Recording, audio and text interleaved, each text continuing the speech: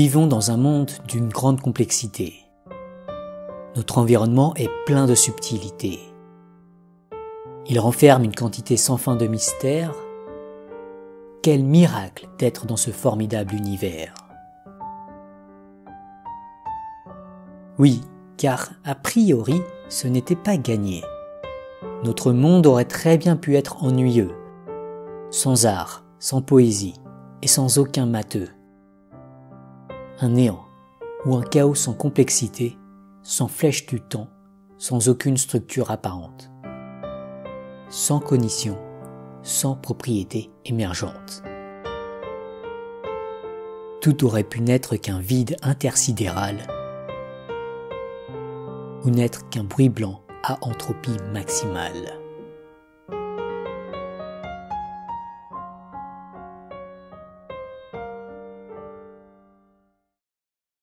Sauf que non. Étrangement, le monde n'est pas ainsi. Et ça, c'est un miracle absolument inouï. Des immenses structures planétaires et galactiques aux structures atomiques, voire même subatomiques, des supernovae aux étoiles à neutrons, des quarks aux gluons, des photons aux électrons, en passant par les formations géologiques, les glaciers, les chaînes de montagnes et les volcans, les molécules et leurs interactions chimiques, sans oublier la diversité du vivant, l'incroyable complexité des écosystèmes et la survie de bestioles en milieu extrême, des herbes aux séquoias défiant la pesanteur, des fourmis capables de prouesses spectaculaires, aux pieuvres dont l'intelligence semble être tentaculaire, la sophistication de Dame Nature laisse songeur. Et au beau milieu de ce décor fabuleux, dans une contrée des confins de notre espace-temps, voilà Homo sapiens, cet animal merveilleux, doué de facultés stupéfiantes de raisonnement. Homo sapiens est doté d'un cerveau complexe, fait de 100 milliards de neurones dans un cortex, capable de penser des espaces hyperboliques, de concevoir des théories algorithmiques, de maîtriser le feu, le vent et le solaire, et de contempler sa propre place dans l'univers. Homo sapiens a même complexifié son monde en construisant des méga-civilisations, en développant des circuits de coopération, en communiquant par radio et micro-ondes. Il est parvenu à fabriquer des vestes de laine, à produire des macarons et des mises en scène, à établir un commerce international, à parcourir le monde et bientôt le spatial. Homo sapiens a créé une sophistication qui dépasse désormais son imagination.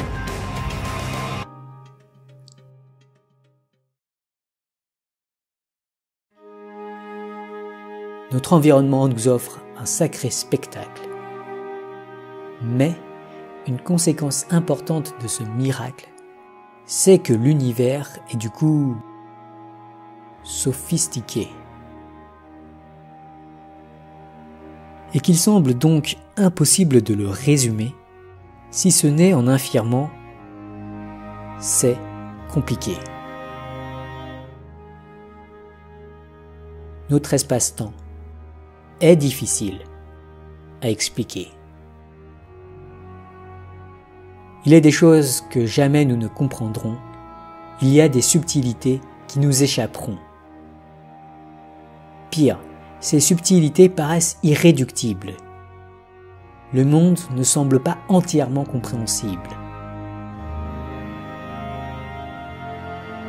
Il semble bon de douter des conclusions hâtives, de se méfier des punchlines trop affirmatives, de ne pas glorifier les répliques destructives et de plus valoriser l'écoute attentive. Plutôt que de croire pleinement des spéculations, il semble qu'il faille souvent admettre notre ignorance, il semble même qu'il faille admettre que notre intuition est rarement la meilleure voie vers la connaissance. Mais surtout, pour vraiment maîtriser un sujet, l'humain a besoin d'années de concentration. Et même là, son savoir ne sera pas parfait. À son ignorance, il doit prêter attention.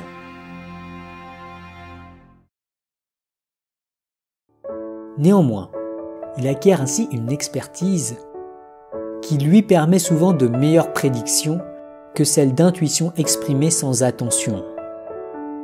Sans cette expertise, on dit souvent des bêtises. L'idéal serait de comprendre la pensée des experts, de vérifier leurs sources et suivre leur raisonnement, Toutefois, ceci requiert énormément de temps. Des décennies d'études sont parfois nécessaires. Cette complexité est souvent sous-estimée. Comprendre les avis des experts, c'est compliqué. Mais alors, si moi je n'ai pas leur expertise, il semble judicieux de déférer mon jugement, de croire un avis informé que eux maîtrisent et même d'accepter qu'il dépasse mon entendement. Au lieu de dépenser mes ressources cognitives, si une confiance en les experts est justifiée, il semble utile de croire leurs paroles prédictives pour ensuite mieux choisir quelles actions initier.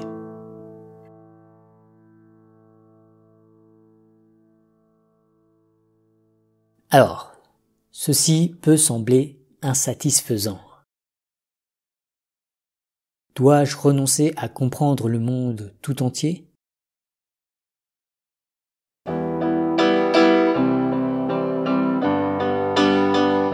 Le truc, c'est que le monde est vraiment compliqué. Nos cerveaux ont 100 milliards de neurones seulement. Nous ne vivons que quelques milliards de secondes, nos ressources en temps et en calcul sont finies, et le nombre de données sensorielles est trop petit pour absorber toute la complexité du monde. Nos facultés cognitives sont très limitées. Du coup, il faut l'admettre, le monde, c'est compliqué.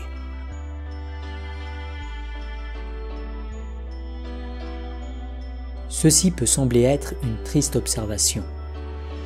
Nous manquons d'attention et de compréhension. Toutefois, je vois en fait là un second miracle. Ce miracle consiste en l'absence de tout oracle. L'univers étant plus complexe que nos cerveaux, mais aussi plus complexe que nos calculateurs, il restera toujours quelque chose de nouveau, quelque chose à découvrir, un sense of wonder.